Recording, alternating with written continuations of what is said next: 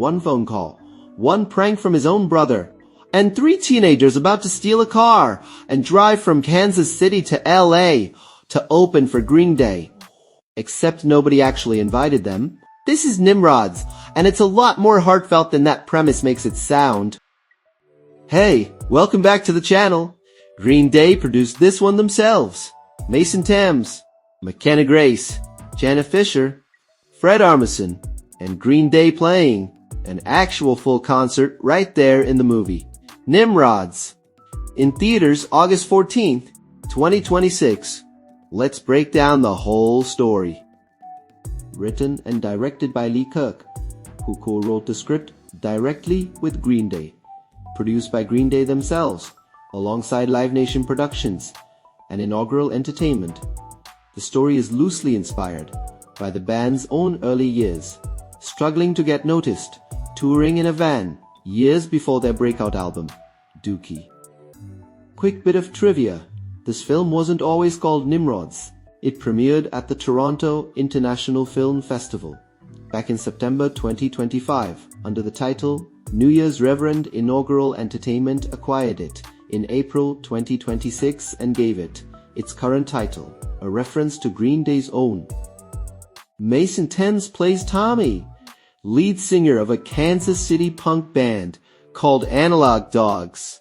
Kylr Coffman plays Fred, the guitarist.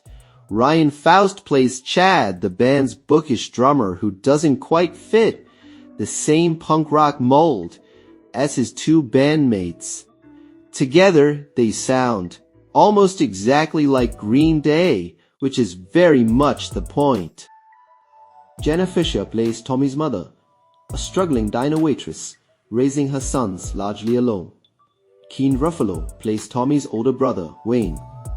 Tommy is quietly mourning the loss of his father, a loss that hangs over the entire film, even when the story is at its most chaotic. The whole story kicks off after Analog Dogs cut in line at a Green Day in-store appearance just to physically hand the band their 1-song demo tape. It's a bold, slightly unhinged move. Exactly the kind of thing desperate, hopeful teenagers do when they believe their entire future depends on one shot. Not long after, Tommy gets a phone call. Someone claiming to be Trey Cool, Green Day's drummer, inviting Analog Dogs to open for the band's New Year's Eve show at the Hollywood Palladium. It's not real. It's Wayne's friend Keith pranking Tommy. A joke that's about to spiral completely out of control. Desperate to believe his life is finally about to change, Tommy doesn't verify the call at all. He, Fred, and Chad steal Wayne's car and set off immediately. Kansas City to Los Angeles, determined to make it in just 3 days, in time for New Year's Eve.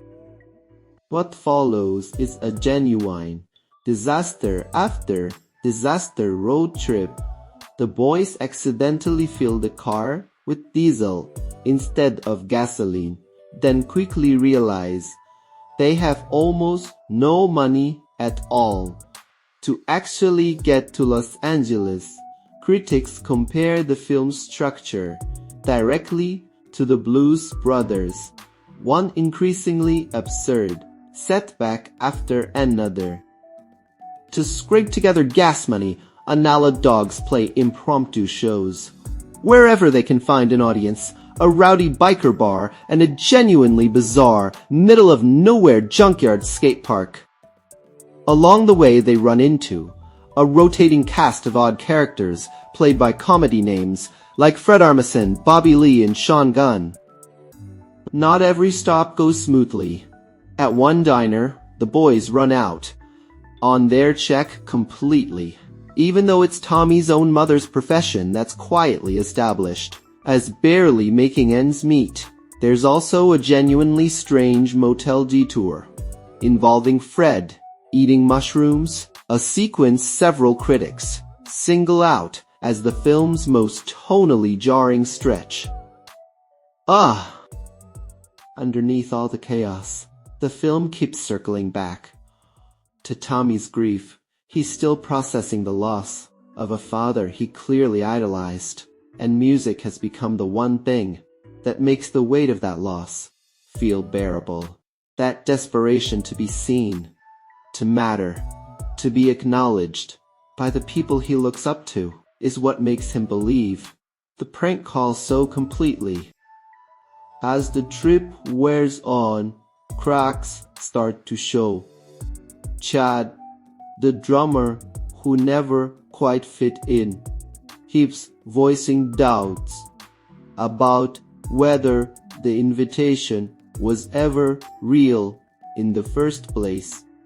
It creates real tension within the band, testing a friendship that's been the one constant, holding all three of them together.